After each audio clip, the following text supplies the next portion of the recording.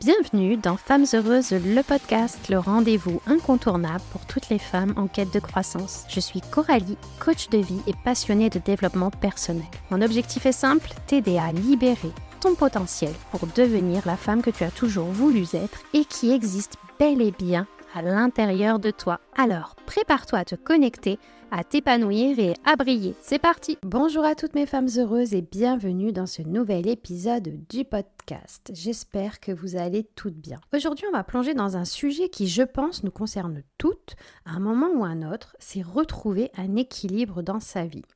Tu sais, cet équilibre entre tout ce qu'on veut accomplir, nos objectifs, nos responsabilités et notre bien-être personnel, etc. Si tu te sens parfois submergé par tout ce que tu as à gérer, soit au travail, dans ta vie de famille ou même au niveau personnel, alors tu es au bon endroit. Il arrive souvent qu'on se laisse entraîner par les exigences du quotidien sans vraiment se rendre compte qu'on est en train de perdre pied. Le résultat, du stress, de la frustration, une sensation de déséquilibre général qui impacte tout.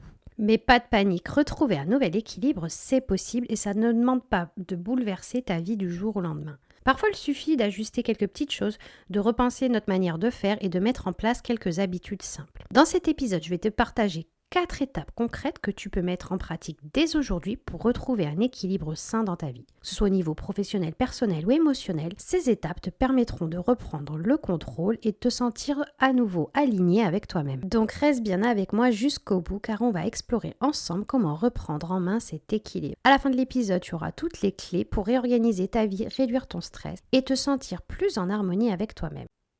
Donc la première étape, ça va être de prendre conscience de ton déséquilibre actuel. Cette prise de conscience est essentielle car tant que tu ne reconnais pas où se trouve le déséquilibre, tu ne pourras pas agir pour le corriger. Trop souvent, on se laisse happer par le quotidien en passant d'une tâche à l'autre sans vraiment réfléchir à ce qui ne va pas. On peut se sentir stressé, épuisé ou insatisfaite sans savoir précisément pourquoi. Et c'est là que se trouve le problème. On continue à avancer sur le pilote automatique sans s'arrêter pour analyser la situation. Or, cette fuite en avant ne fait qu'aggraver le déséquilibre.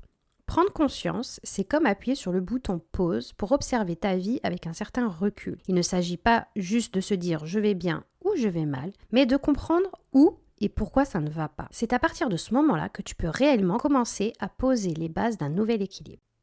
Donc la première chose à faire, ça va être de te poser les bonnes questions pour identifier le déséquilibre. Cela va te permettre de mettre des mots sur ce que tu ressens et d'isoler les causes du déséquilibre. En répondant à ces questions, tu identifies clairement les zones problématiques et tu comprends ce qui doit être ajusté. Cette étape te donne de la clarté nécessaire pour passer à l'action de manière ciblée. Donc je te donne quelques questions essentielles que tu peux te poser pour identifier les zones de ta vie où tu ressens un déséquilibre. Prends vraiment le temps de répondre à chacune d'elles. N'hésite pas à mettre pause sur le podcast justement pour prendre le temps de réfléchir ou d'y répondre. Ou alors tu peux écouter d'abord le podcast en entier puis revenir après sur cette partie et prendre vraiment le temps de répondre à toutes ces questions en étant aussi honnête et spécifique que possible.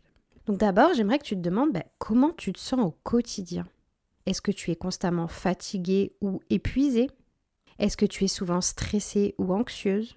Est-ce que tu as du mal à te détendre ou à profiter des moments de pause? Puis, il y a les questions sur est-ce que tu te sens submergée par tes responsabilités? Est-ce que tu as l'impression, par exemple, de courir après le temps tout le temps? Est-ce que tu es capable de dire non à des tâches ou à des demandes supplémentaires? Comment est-ce que tu gères ton temps? Est-ce que tu passes assez de temps avec tes proches? Est-ce que tu prends du temps pour toi, pour faire ce que tu aimes? Est-ce que tu es satisfaite de ton travail ou de ton quotidien professionnel? Est-ce que tu te sens épanouie dans ton travail? Est-ce que tu as du mal à établir des limites entre ton travail et ta vie personnelle, etc. Et enfin, comment tu te sens physiquement et mentalement? Est-ce que tu prends soin de ta santé physique? Comment est ton bien-être mental et émotionnel? Donc prends vraiment le temps de réfléchir à toutes ces questions. N'hésite pas à prendre un cahier et à noter et à répondre à tout ça, à vraiment prendre ce temps d'introspection pour toi. Et une fois que tu as commencé à te poser les bonnes questions pour identifier les zones de déséquilibre dans ta vie, il est important aussi de reconnaître des signaux d'alerte que ton corps et ton esprit t'envoient. Ces signaux, en fait, ce sont comme des indicateurs sur le tableau de bord d'une voiture. Ils te montrent qu'il y a un problème à résoudre avant que les choses ne s'aggravent. Et c'est vrai que parfois, ça peut être tentant d'ignorer ces signaux, surtout si tu as l'habitude toujours d'aller de l'avant malgré la fatigue ou le stress. Mais en fait, les ignorer ne fera qu'accentuer le déséquilibre à long terme. Donc, je te donne principaux signes à surveiller pour comprendre que quelque chose ne va pas. Le tout premier, pour moi, ça va être la fatigue chronique. C'est vraiment un des premiers indicateurs qu'il y a un déséquilibre dans ta vie. Je te parle vraiment de fatigue chronique, c'est-à-dire une sensation de fatigue constante qui persiste malgré le repos. Ce type de fatigue ne se résout pas simplement avec une simple nuit de sommeil ou d'un week-end de détente.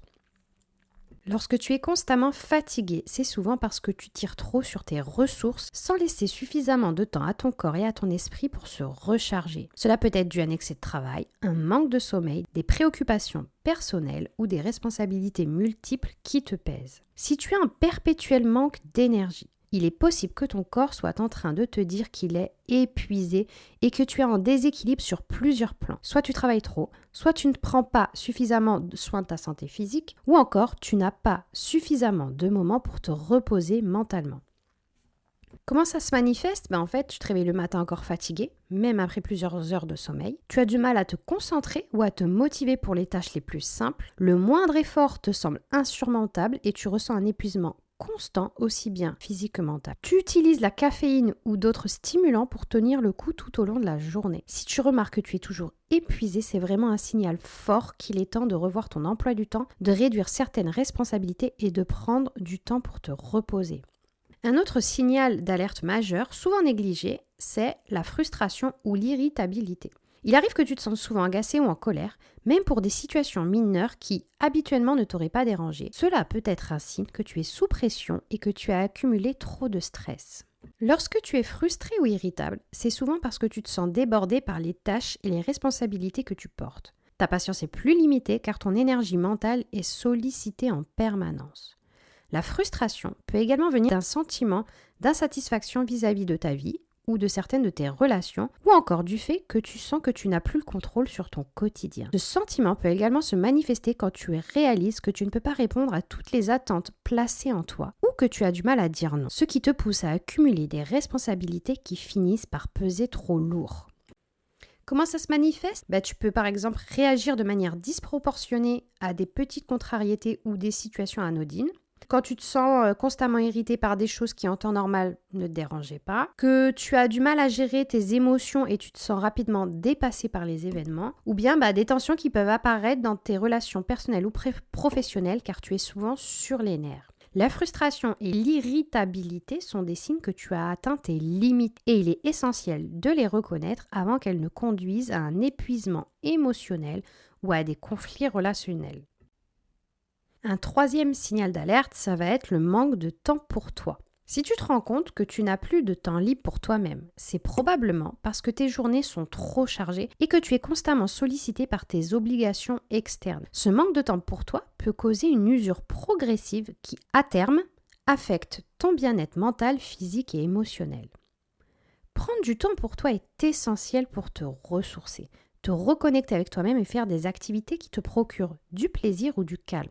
Si tu passes ton temps à répondre aux exigences des autres, que ce soit dans ta vie professionnelle ou personnelle, sans jamais t'accorder une pause, tu finis par t'épuiser mentalement et émotionnellement. Ce manque de temps pour toi peut également générer de la frustration et un sentiment de perte de contrôle sur ta propre vie. Plus tu négliges ce temps, plus tu risques d'entrer dans une spirale où tu te sens déconnecté de toi-même. Donc comment ça se manifeste ? Ça peut être par exemple que tu n'as jamais le temps de faire des choses que tu aimes, que ce soit un hobby, du sport ou simplement te détendre. Tes journées sont entièrement consacrées à tes obligations professionnelles, familiales ou sociales, sans moment pour respirer ou décompresser. Ou bien que tu te sens coupé de tes passions, de ce qui te fait vibrer, car tu es toujours occupé par des responsabilités extérieures. Ou ça peut être aussi que tu ressens un vide émotionnel, car tu n'as plus de moments de qualité pour te recentrer sur toi-même. Donc si tu n'as pas de temps pour des moments de bien-être ou de détente, c'est vraiment un signe qu'il est urgent de rééquilibrer ta gestion du temps et de revoir tes priorités. Maintenant, la deuxième étape, ça va être de définir ce que l'équilibre signifie pour toi. Souvent, l'équilibre est perçu comme une sorte d'objectif universel, quelque chose que tout le monde doit atteindre en suivant une formule précise. Cependant, l'une des choses les plus importantes à comprendre dans ta démarche de recherche d'équilibre, c'est que l'équilibre est profondément subjectif. Il n'y a pas de solution toute faite ou de modèle parfait qui s'applique à tout le monde. Ce qui fonctionne pour une personne peut être totalement inadapté pour une autre. Chaque personne est unique avec des besoins, des objectifs, des responsabilités et des priorités qui varient en fonction de sa situation personnelle. L'équilibre que tu cherches à atteindre dans ta vie doit donc être défini selon tes propres critères, pas ceux de la société, ni de ceux de ton entourage ou de ce que tu peux voir chez d'autres personnes. Par exemple, certaines personnes trouveront leur équilibre en mettant l'accent sur leur carrière, tandis que d'autres auront besoin de consacrer plus de temps à leur famille ou à leurs loisirs pour se sentir épanouis. Ce qui peut sembler équilibré pour toi peut paraître déséquilibré pour quelqu'un d'autre et c'est tout à fait normal. L'équilibre ne signifie pas nécessairement avoir une répartition égale de temps et d'énergie entre le travail, la famille, les loisirs et le bien-être. C'est plutôt une question de ressenti personnel. Te sens-tu satisfaite et en harmonie avec les différentes dimensions de ta vie? En plus, ton idée de l'équilibre peut également évoluer au fil du temps, en fonction de l'étape de la vie dans laquelle tu te trouves. Il est important de comprendre que ce qui te semblait être un équilibre il y a quelques années peut ne plus l'être aujourd'hui. Ta situation actuelle, que ce soit au niveau professionnel, familial ou personnel, influence directement la manière dont tu définis ton propre équilibre. Par exemple, une personne dans sa carrière professionnelle peut choisir de mettre une priorité temporaire sur le travail, avec des journées chargées et moins de temps pour les loisirs, parce que c'est ce qui lui semble nécessaire à ce moment-là pour avancer dans ses objectifs. Pour elle, cet équilibre, travailler plus, prendre moins de temps pour soi et peut-être la voie vers la satisfaction à ce stade de sa vie. Une autre personne avec des enfants en bas âge peut trouver que son équilibre se situe dans un choix opposé, en consacrant plus de temps à sa famille et en mettant certaines ambitions professionnelles de côté. Pour cette personne, la satisfaction vient du fait de pouvoir être présente pour ses enfants. Donc cela montre vraiment que l'équilibre est dynamique, il change en fonction des circonstances et des priorités qui évoluent avec le temps. Donc pour trouver l'équilibre qui te convient, il est essentiel de te poser des questions sur ce qui est important pour toi. Cela signifie que tu dois te détacher des standards externes, des attentes de la société ou ton entourage et de vraiment écouter ce que tu veux pour toi-même. Il est facile de se laisser influencer par ce que les autres considèrent comme un équilibre idéal. Par exemple, les réseaux sociaux peuvent souvent véhiculer l'image de personnes ayant tout sous contrôle, une carrière florissante, des voyages, une vie de famille harmonieuse et du temps pour elle-même. Mais cette image d'un équilibre parfait n'est souvent pas réaliste et peut te pousser à te sentir inadéquate si tu ne respectes pas ces standards. Pour toi, l'équilibre peut se traduire par des choix différents. Peut-être que tu trouves ton épanouissement en consacrant plus de temps à des passions créatives et moins à la productivité professionnelle. Peut-être que tu veux passer plus de temps à t'occuper de ta santé mentale et physique en réduisant certaines de tes responsabilités. L'essentiel est de te demander qu'est-ce qui me permettrait de me sentir en harmonie dans ma vie. Et là, pareil, je veux que tu prennes le temps de répondre à cette question. Et pareil, je vais insister sur le fait qu'il est important de comprendre que l'équilibre ne signifie pas forcément répartir équitablement ton temps et ton énergie entre toutes les sphères de ta vie. L'idée d'un équilibre où chaque domaine, carrière, famille, santé, loisirs, etc., reçoit une attention égale est irréaliste souvent pour la plupart des gens. En réalité, l'équilibre fluctue. Certains jours, tu devras peut-être t'accorder plus d'attention à ton travail et d'autres jours à ta vie personnelle ou à ton bien-être mental. Le véritable équilibre, donc, consiste à ajuster tes priorités en fonction de tes besoins actuels, comme je t'ai dit, et cela signifie qu'il est parfaitement normal de consacrer plus de temps et d'énergie à certains domaines, puis de réajuster lorsque ces priorités changent. En fait, l'écoute de soi, c'est vraiment la clé de cet équilibre qui est subjectif. Ça signifie vraiment que tu dois être attentive à ce que ton corps, ton esprit et tes émotions te disent. Est-ce que tu te sens bien avec les décisions que tu prends chaque jour? Est-ce que tu sens que tu as suffisamment de temps pour te consacrer à ce qui te rend vraiment heureuse et épanouie? Parfois, la recherche d'un équilibre commence par se défaire des normes imposées et des attentes extérieures pour se reconnecter à ses propres besoins.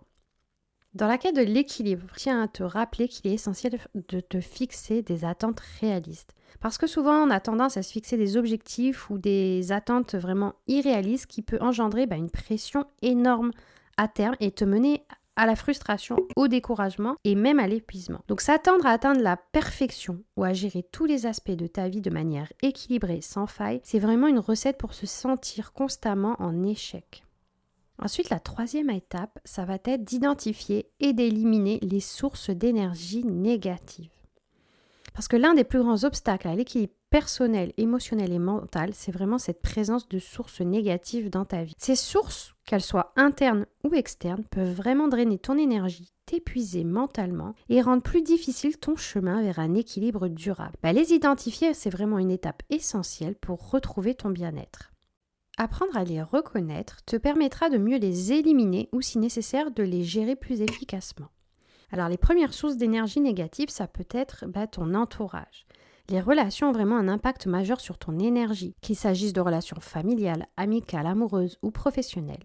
Si certaines relations peuvent être source de soutien de positivité, d'autres peuvent avoir l'effet vraiment inverse et drainer vraiment émotionnellement. Donc comment reconnaître une relation toxique ou épuisante ? Ça peut être que tu te sens constamment fatigué après avoir passé du temps avec cette personne. Ça peut être que la personne te critique ou te fait te sentir mal. Si tu te sens obligé de faire des efforts constants pour lui plaire. Ou si la personne ne respecte pas tes limites. Je te donne un exemple. Imaginons que tu es une amie qui passe son temps vraiment à se plaindre de sa vie sans jamais chercher de solution. Chaque fois que vous parlez, elle sollicite ton attention mais ne prend jamais le temps de t'écouter et de te soutenir en retour. Si après chaque interaction, tu te sens drainé et que tu réalises que cette relation est déséquilibrée, bien que tu puisses avoir de l'affection pour cet ami, il est important de reconnaître que cette dynamique épuisante n'est pas saine pour toi. Alors je mettrai un petit bémol, faire attention quand même. Je ne te parle pas d'une personne qui est dans un état à un moment donné, mais vraiment qui a un comportement constant, tout le temps, régulier comme ça avec toi. Une autre source d'énergie négative, ça peut être les situations stressantes ou envahissantes. Les situations que tu rencontres quotidiennement peuvent également devenir des sources d'énergie négative si elles ne sont pas bien gérées. Cela inclut des environnements toxiques, des contextes stressants ou des responsabilités écrasantes qui finissent par t'épuiser mentalement et émotionnellement. Et je te donne quelques petits signes que tu es dans une situation qui draine ton énergie. Par exemple, ton travail te surcharge constamment. Si vraiment tu passes la majorité de ton temps à courir après les deadlines, à gérer une charge de travail excessive ou à subir une pression constante, ton environnement professionnel peut être une source importante de stress. Ça peut être ton quotidien qui manque de pause et de temps pour toi. Tu es vraiment dans une situation où chaque minute de ta journée est dédiée à des tâches, sans moment de répit, tu risques de te sentir submergé. Ça peut être aussi des responsabilités excessives, comme je disais. Si tu te retrouves à porter un trop grand nombre de responsabilités à la maison, au travail ou dans ta vie personnelle, sans jamais pouvoir déléguer ou prendre du temps pour toi, tu es vraiment dans une situation de déséquilibre. Enfin, les habitudes personnelles peuvent aussi être une source d'énergie négative si elles ne sont pas alignées avec tes besoins et tes priorités. Certaines habitudes comme la procrastination, le manque de sommeil ou l'absence de routine peuvent vraiment inconsciemment te drainer. Donc je te donne quelques petits exemples de comportements ou d'habitudes qui peuvent vraiment saboter et épuiser ton énergie. La procrastination, comme je t'ai dit, c'est vraiment lorsque tu repousses constamment des tâches importantes, en fait ça va créer un stress mental sous-jacent. Même si tu ne travailles pas sur la tâche en question, elle reste en fait dans un coin de ton esprit et grignote ton énergie mentale. Ça peut être l'absence de limite aussi avec les écrans. Si tu passes beaucoup de temps sur ton téléphone, les réseaux sociaux, la télévision sans te déconnecter, cela peut devenir une habitude qui te distrait de tes priorités et qui te fatigue. Ça peut être aussi le fait de négliger ton sommeil et ta santé. Tu ne prends pas soin de ton sommeil, de ton alimentation ou de ton bien-être physique, tu accumules de la fatigue. Un corps épuisé finit par drainer toute ton énergie mentale et émotionnelle, te laissant dans un état de déséquilibre. Enfin, le surengagement aussi. Si tu dis oui à tout et que tu t'engages dans trop d'activités ou de projets à la fois, tu finis par étirer ton énergie sur trop de fronts sans jamais vraiment te recharger. Donc une fois que tu as identifié tes sources d'énergie négatives dans ta vie, qu'il s'agisse donc de relations toxiques, de mauvaises habitudes ou d'environnements stressants, il est temps de prendre des mesures pour les éliminer ou au moins les minimiser. On ne peut pas toujours les éliminer. Cela ne se fait pas du jour au lendemain, mais en utilisant des techniques concrètes pour poser des limites, apprendre à dire non et créer un environnement plus sain, tu peux progressivement ainsi te libérer de ces influences et retrouver ton équilibre. Donc la première chose, ça va être de poser des limites. C'est vraiment l'une des méthodes les plus puissantes pour te protéger des influences négatives, notamment dans les relations et les situations qui te drainent. Les limites, en fait, ce sont des barrières saines que tu mets en place pour définir ce que tu es prête à accepter ou non. Cela vraiment te permet de protéger ton énergie, ton temps et ton bien-être émotionnel. Pourtant, beaucoup de personnes ont du mal à poser des limites parce qu'elles craignent de déplaire ou de créer des conflits. Mais en réalité, ne pas poser de limites te place dans une situation où tu te laisses envahir par les besoins des autres, ce qui finit par t'épuiser. Les limites, elles vont vraiment te permettre de te protéger des comportements toxiques ou envahissants, de respecter tes propres besoins sans te sacrifier pour satisfaire ceux des autres, de préserver ton énergie en évitant d'être sollicité en permanence. Donc comment poser des limites efficacement ? Déjà, communique clairement. Lorsque tu décides de poser des limites, la première étape, c'est vraiment d'exprimer clairement ces limites aux autres. Par exemple, si une personne empiète constamment sur ton temps personnel en t'appelant à toute heure, tu peux lui dire « Je suis désolée, mais je ne répondrai plus aux appels après 20 heures, sauf en cas d'urgence. » Cela peut paraître difficile au début, mais être ferme et direct est essentiel pour faire respecter tes besoins. Pour définir tes priorités, une fois que tu as identifié les domaines où tu as besoin de poser des limites, réfléchis à ce qui est important pour toi. Normalement, tu l'as déjà fait, ce petit travail. Est-ce que ça va être ta santé, ta tranquillité mentale, ton temps avec tes proches, ton espace personnel, etc. C'est vraiment important d'être clair avec toi-même pour tes priorités. Ça va vraiment te permettre de poser tes limites pour te protéger de l'épuisement. Il faut vraiment que tu arrives à les faire respecter. Parfois, certaines personnes peuvent essayer de contourner ces limites, mais c'est vraiment crucial de rester cohérente et ne pas céder. Si tu te montres constante, les autres finiront en fait par respecter tes besoins. Et vraiment une chose importante dans le fait de poser ces limites, c'est aussi d'apprendre à dire non. Non, c'est vraiment une compétence essentielle, souvent sous-estimée pour protéger ton énergie et éviter de te surcharger. Beaucoup de personnes ont du mal à dire non par peur de décevoir, donc pareil que de poser les limites. Dire non, c'est poser une limite. Ils ont peur de paraître égoïste, etc. Cependant, dire oui à tout, comme je te l'ai déjà dit, ça va te conduire à l'épuisement. Car tu acceptes des responsabilités qui ne correspondent pas toujours à tes priorités ou à tes capacités actuelles. Donc, comment apprendre à dire non ? Déjà, prends le temps de réfléchir. Lorsque quelqu'un te demande de faire quelque chose, c'est pas obligatoire de répondre tout de suite immédiatement. Si tu hésites, prends un moment pour réfléchir et évalue si tu as vraiment l'envie ou la capacité de dire oui. Tu peux dire quelque chose du genre « je vais y réfléchir, je te réponds plus tard ». N'hésite pas à être direct et poli. Dire non ne signifie pas être brusque ou impoli. Il s'agit simplement d'être direct tout en restant respectueux. Par exemple, si un collègue te demande de prendre en charge un projet supplémentaire alors que tu es déjà débordé, tu peux répondre « Merci de penser à moi, mais je ne peux pas accepter cette responsabilité supplémentaire en ce moment. » Et après, ne te justifie pas trop. Il est important vraiment de te rappeler que tu n'as pas besoin de te justifier excessivement lorsque tu dis non. Ta priorité, c'est de préserver ton bien-être et un non respectueux est suffisant sans avoir à donner de trop longues explications. Enfin, le troisième point, pour éliminer ou minimiser les énergies négatives, ça va être de créer un environnement plus sain. Ton environnement physique et social joue un rôle crucial dans ton bien-être. Un environnement stressant ou désordonné peut non seulement te drainer mentalement, mais il peut aussi affecter ta capacité à rester concentré, calme et équilibré. Créer un environnement plus sain, que ce soit chez toi, au travail ou dans ton entourage social, est une étape importante pour éliminer les sources d'énergie négatives. Cet environnement va vraiment favoriser la clarté mentale. Donc, comment créer un environnement plus sain ? Déjà, ça peut être de commencer par une détox de ton espace physique. Un espace désordonné ou encombré peut ajouter du stress à ton quotidien. Prends le temps de désencombrer ton espace de travail ou ta maison. Un espace propre et organisé t'aidera à te sentir plus sereine et concentrée. Par exemple, ranger ton bureau ou organiser ta maison peut immédiatement te procurer un sentiment de paix. Ça peut être aussi t'aménager des espaces de repos. Crée des espaces dans ta maison où tu peux te ressourcer et te détendre. Il peut s'agir d'un coin lecture, d'un espace dédié à la méditation ou simplement d'un endroit où tu peux te reposer en paix sans être dérangé. Et enfin, on en revient à ce qu'on disait tout à l'heure avec les relations toxiques, c'est de revoir tes relations sociales. C'est vraiment important de t'entourer de personnes positives et bienveillantes. Réévalue tes relations et identifie celles qui te soutiennent et t'inspirent. Donne plus de place à ces relations-là et minimise les interactions avec les personnes toxiques ou négatives. Enfin, la quatrième étape pour retrouver un équilibre, ça va être d'accorder du temps à la récupération et à la recharge. Dans notre société, où vraiment la production est souvent valorisée au-dessus de tout, beaucoup de gens sous-estiment l'importance de prendre du temps pour se recharger mentalement et physiquement. Pourtant, négliger ces moments de pause peut conduire à de graves conséquences sur ta santé mentale, physique et émotionnelle. Se recharger n'est pas un luxe, c'est vraiment une nécessité pour maintenir un équilibre durable et une bonne qualité de vie. Contrairement à ce que l'on pourrait croire, prendre du temps pour se recharger ne diminue pas ta productivité. Au contraire, cela l'améliore. Lorsque tu es fatigué ou stressé, ta capacité à te concentrer diminue, ce qui rend chaque tâche plus difficile et plus longue à accomplir. En prenant le temps de te reposer et de te ressourcer, tu reviendras à tes tâches avec plus d'énergie et de clarté mentale, ce qui te permettra d'être plus efficace.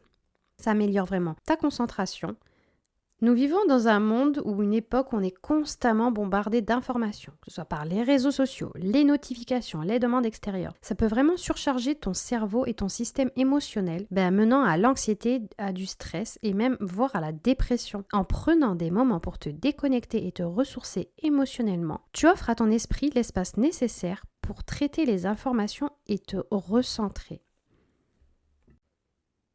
Le corps a autant besoin de se recharger que l'esprit. Lorsque tu es en permanence dans l'action, ton système immunitaire finit par s'affaiblir, ce qui te rend plus vulnérable aux maladies. Prendre soin de ton corps en lui accordant le repos et la récupération dont il a besoin est essentiel pour maintenir une bonne santé physique et éviter les maladies chroniques liées au stress. Donc, il va être important de te reposer, de faire attention à ton sommeil pour créer un équilibre durable. On sait que le repos et le sommeil, c'est souvent négligé dans nos vies modernes, où le travail, les responsabilités, la productivité sont bien plus valorisés. Pourtant, c'est vraiment, comme je t'ai dit, des éléments essentiels à ton équilibre, tant sur le plan physique que mental et émotionnel. Sans un sommeil suffisant et des moments de repos réguliers, il devient très difficile de maintenir un niveau de performance et de bien-être stable à long terme.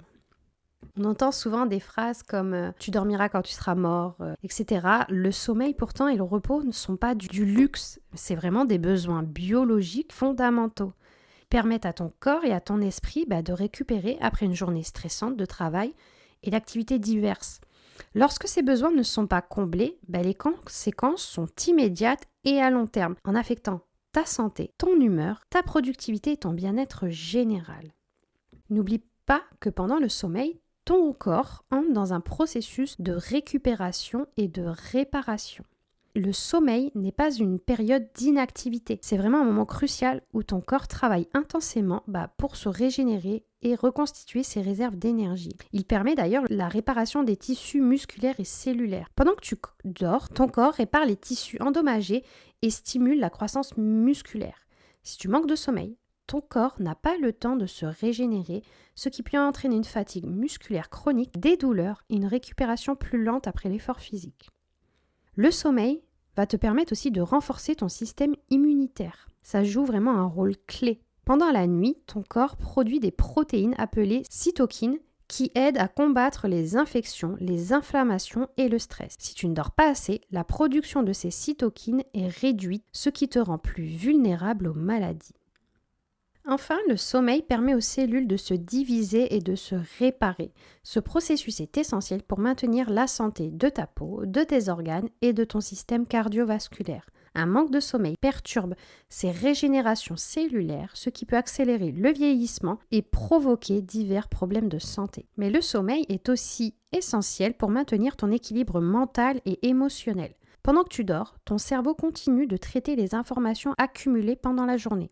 Le sommeil profond et les phases de rêve jouent un rôle crucial dans la gestion des émotions, dans la régulation du stress et dans la consolidation de la mémoire. Quand tu es privé de sommeil, tu es plus susceptible de réagir de manière excessive aux situations stressantes ou de te sentir submergé par des petites contrariétés. Un bon sommeil permet de maintenir un état émotionnel plus stable et de mieux gérer les difficultés. Le sommeil va aussi aider ton cerveau à consolider les souvenirs et à mieux traiter les informations. C'est pendant le sommeil que ton cerveau trie et organise les informations acquises durant la journée. Un manque de sommeil va affecter ta capacité à te concentrer, à prendre des décisions et à te souvenir des choses importantes, ce qui peut provoquer une confusion mentale et des oublis. Et les études montrent qu'un manque de sommeil peut augmenter le niveau de cortisol, l'hormone du stress. Donc, dormir suffisamment aide à réduire l'anxiété et à maintenir un niveau de cortisol équilibré, ce qui favorise un état mental plus serein. Donc le sommeil et le repos réguliers sont des éléments fondamentaux pour créer un équilibre durable dans ta vie. Ils ne sont pas seulement bénéfiques à court terme, ils contribuent à maintenir une santé optimale et une performance soutenue sur le long terme. Le repos te permet de prendre du recul, de recharger tes batteries et de revenir plus forte pour affronter les défis du quotidien. Une autre façon de maintenir un équilibre dans sa vie, c'est de créer des moments de récupération active. Donc, qui consiste à intégrer des moments dans ta journée où tu te recharges non pas en étant complètement passive, mais en pratiquant des activités qui stimulent ton corps et ton esprit de manière douce et régénératrice. Contrairement au repos passif, où tu te contentes de ne rien faire, comme regarder la télévision, la récupération active implique des pratiques qui favorisent une relaxation consciente, une réduction du stress et un retour à soi. Ces moments te permettent de libérer ton esprit du stress quotidien, de renforcer ton équilibre émotionnel et de retrouver une énergie durable. Donc je te donne quelques petites techniques clés pour intégrer la récupération active dans ta vie quotidienne. Donc d'abord, il y a la méditation et c'est l'une des pratiques les plus efficaces pour la récupération mentale et émotionnelle. Elle consiste à entraîner ton esprit à te recentrer sur le moment présent, à observer tes pensées sans jugement et à trouver un état de calme intérieur.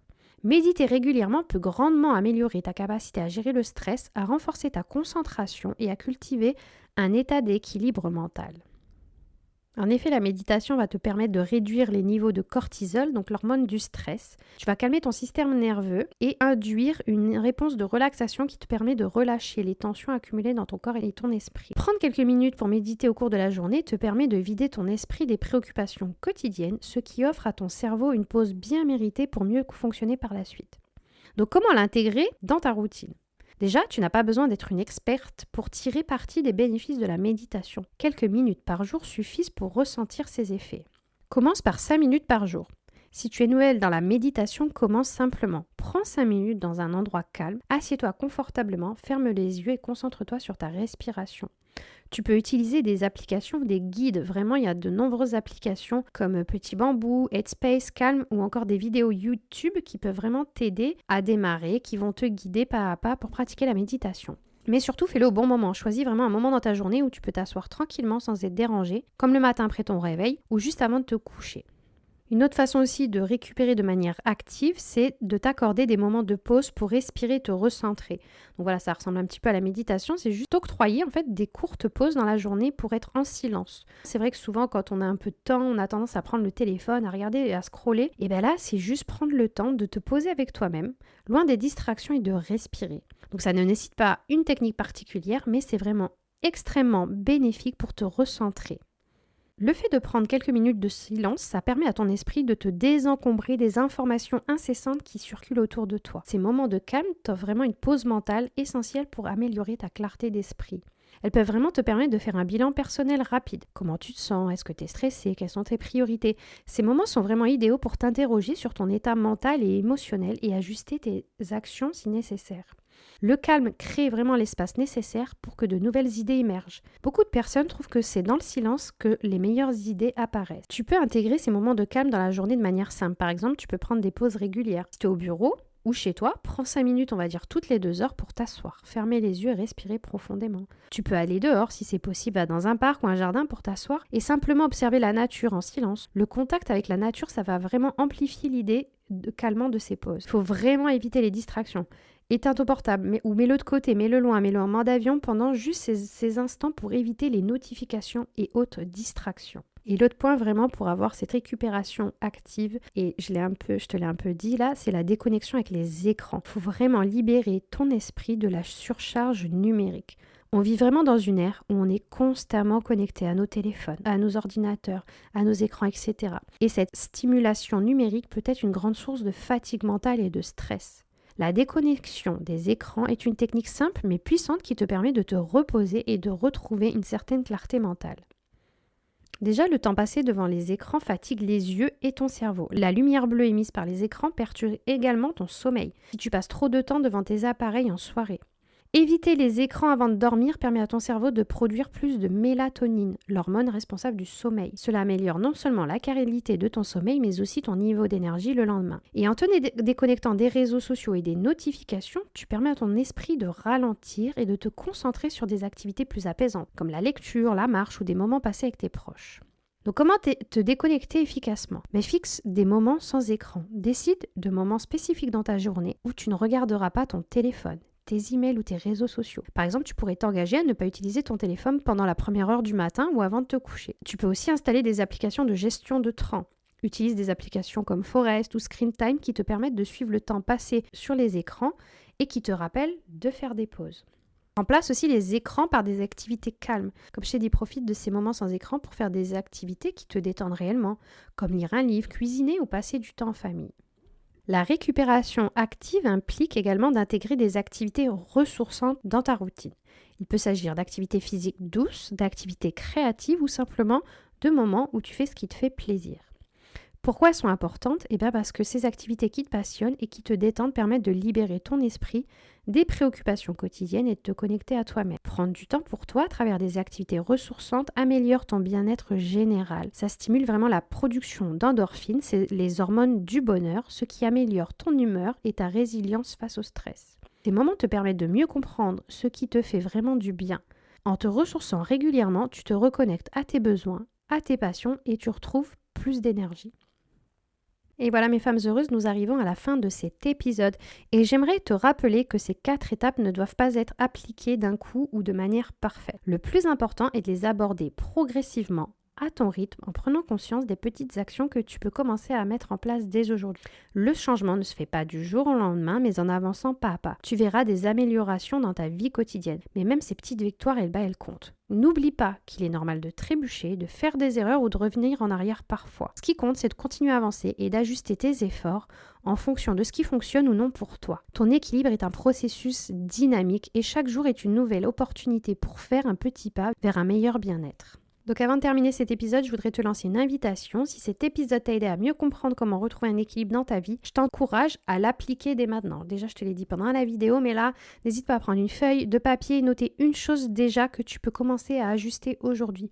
Peut-être que c'est un domaine de ta vie où tu sens que tu es déséquilibré ou peut-être que c'est simplement accorder 10 minutes à une activité qui te ressource. Quelle que soit l'action, fais le premier pas. Je t'invite aussi à rester connecté pour les prochains épisodes où nous approfondirons d'autres aspects du développement personnel. Si tu as trouvé cet outil utile, je serais ravie que tu le partages avec quelqu'un dans ton entourage qui pourrait en bénéficier. Enfin, si tu te sens bloqué dans ce processus et que tu as besoin d'un accompagnement personnalisé pour atteindre ton équilibre, je t'invite à prendre rendez-vous pour une séance de coaching. Ensemble, nous pourrons explorer ce qui te freine et mettre en place des actions concrètes pour t'aider à avancer de manière sereine et durable. Tu trouveras toutes les informations pour réserver un rendez-vous sur mon site en description. Je te remercie pour ton écoute aujourd'hui et je te dis à très bientôt pour un nouvel épisode rempli d'inspiration et d'outils pour continuer à te développer et à t'épanouir.